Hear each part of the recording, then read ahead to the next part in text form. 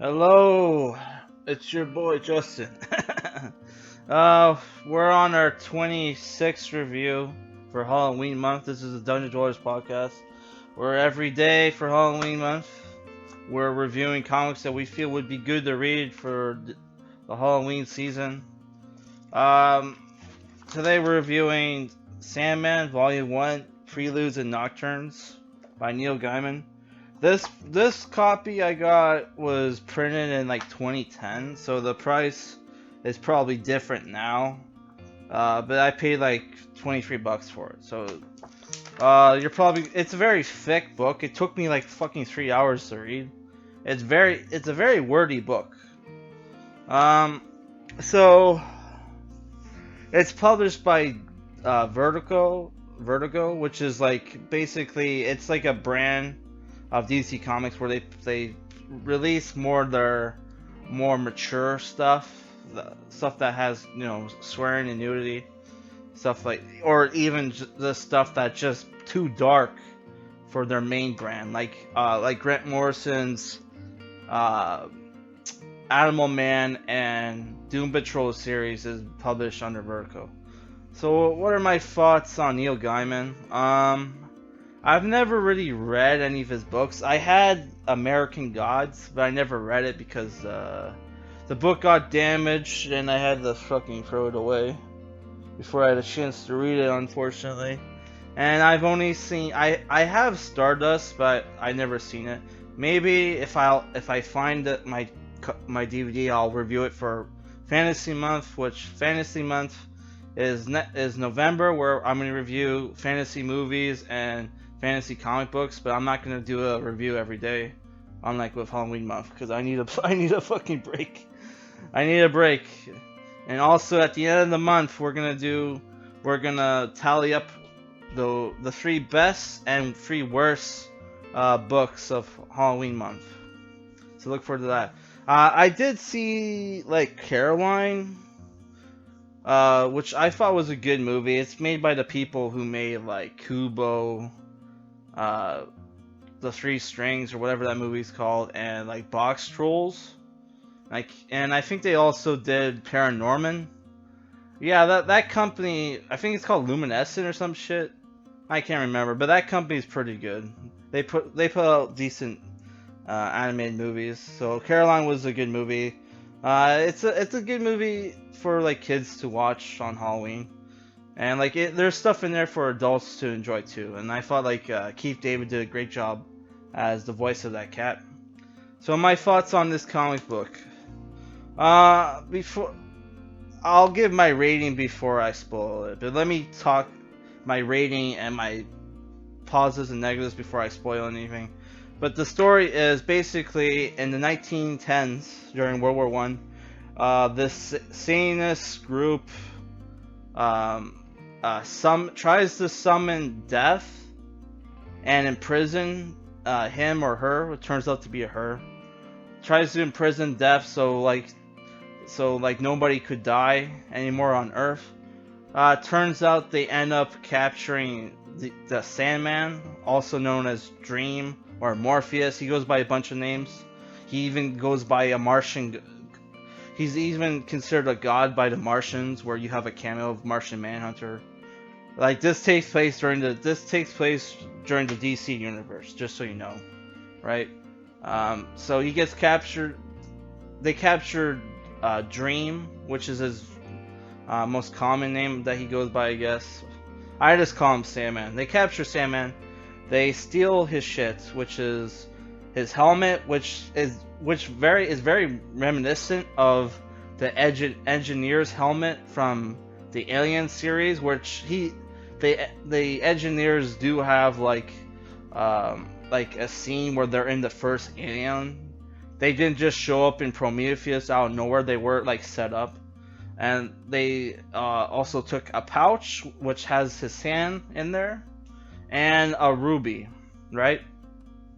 So the first issue is basically Sandman waiting for a chance to break out of his cell and escape. And as this is going on, decades pass. Weird shit is happening. Um, weird shit is happening. Somebody steals. The Satanists get betrayed. They steal uh, a lot of their treasures and shit. Which, if you know anything about like the occult and conspiracy series, there are like stories of Satanist groups like stealing magic books and magic artifacts from each other, which was which is super fucking funny to imagine. But yeah, that shit does happen, or did happen apparently. The biggest vaults of magical items and shit is actually under the Vatican, which this is actual real thing according to people. Which I don't know if that's true. That's just something I heard. So basically, shit. Time goes by. He eventually escapes, and then he goes on a quest to find his three items of power. Right. Um, his three items of power, where you got cameos from John Constantine, which I forgot he was in this book. I read this years ago.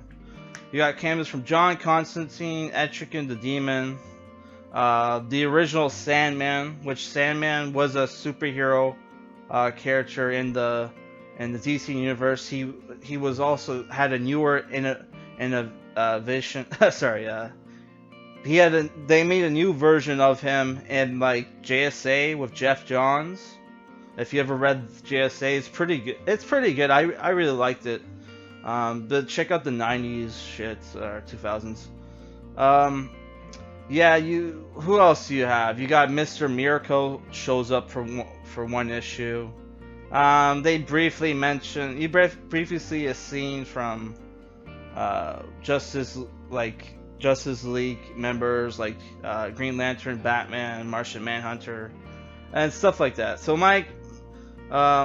yeah, so it totally takes place in the DC universe, right? So now I'm just going to go to my positives and negatives, and then I'll give my rating. Then I'll go into spoilers, right? So my positives, I thought the artwork, because you have artwork by Sam Keefe and Mike Dringenberg, and then after that, Sam Keefe leaves. Sam Keefe is famous for creating the Max, which is an Image Comics character. It's about this homeless superhero who's like from this world called the Outback, and he's living in the human world as this homeless guy, and one of his arch nemesis from his world is in our world and is going around raping and killing women, and he has to put a stop to it.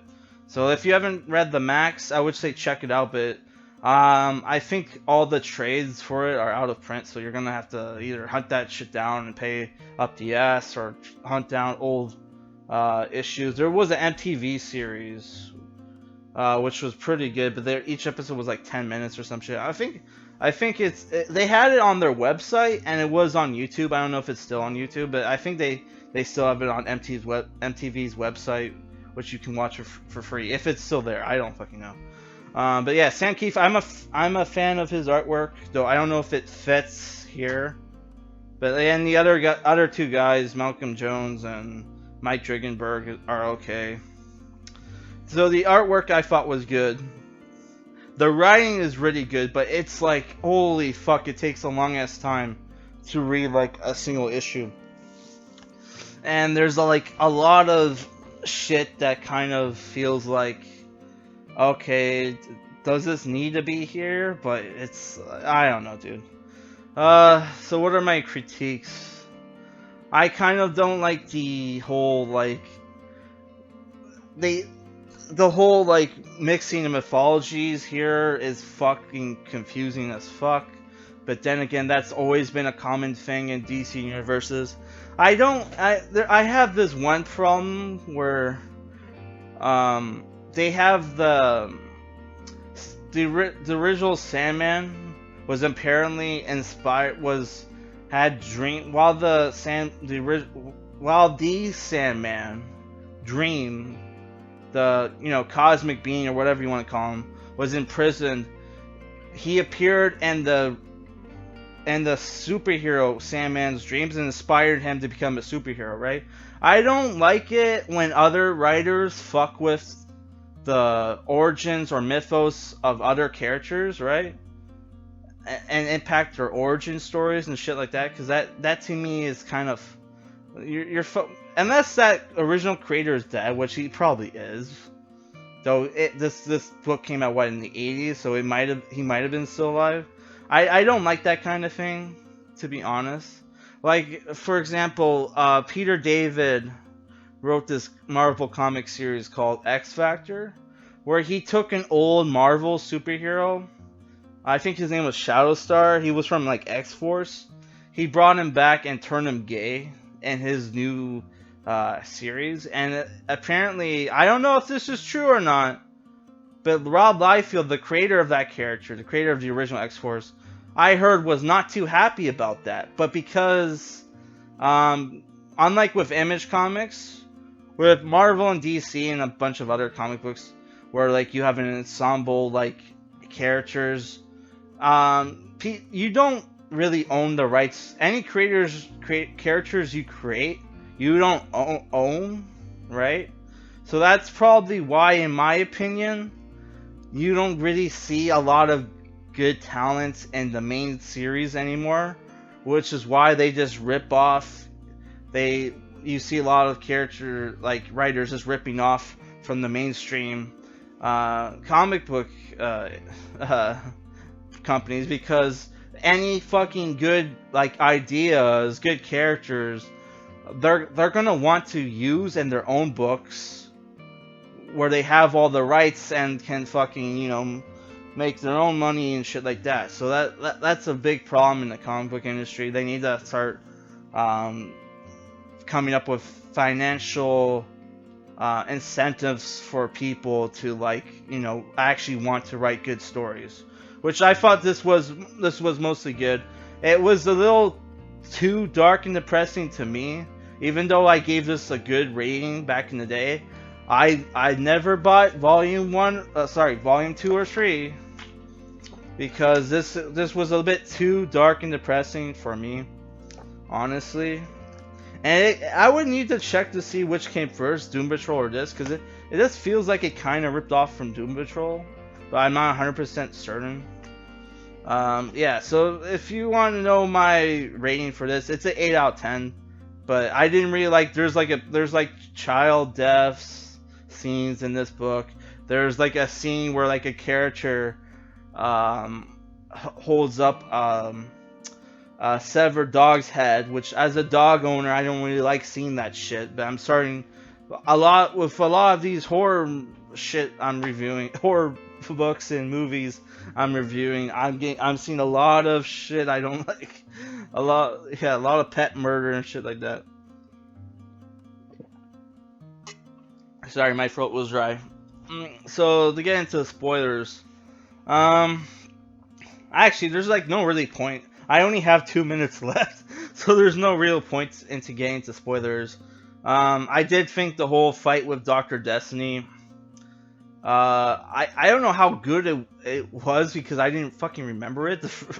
I did remember all the fucked up experiments that Dr. Destiny did when he was fucking with people's when he was using his ruby to experiment with people. I didn't remember that, but I totally blanked on his fight with Dream. Sorry, I'm spacing.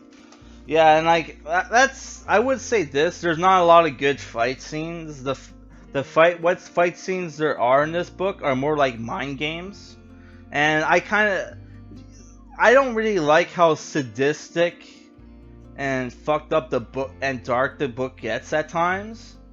And there's it just to me makes me feel like maybe the writer's probably not that good of a person, because Dr. Destiny fucks up the world, kills a shitload of people, right? And after Sandman defeats him, what does he do? He just puts him back in Arkham Asylum, when he fucked with people pretty badly for less. But it wasn't that personal to him, I guess. I don't fucking know. It could be he wasn't allowed to kill off Dr. Destiny, and that's why he did that, but who knows. So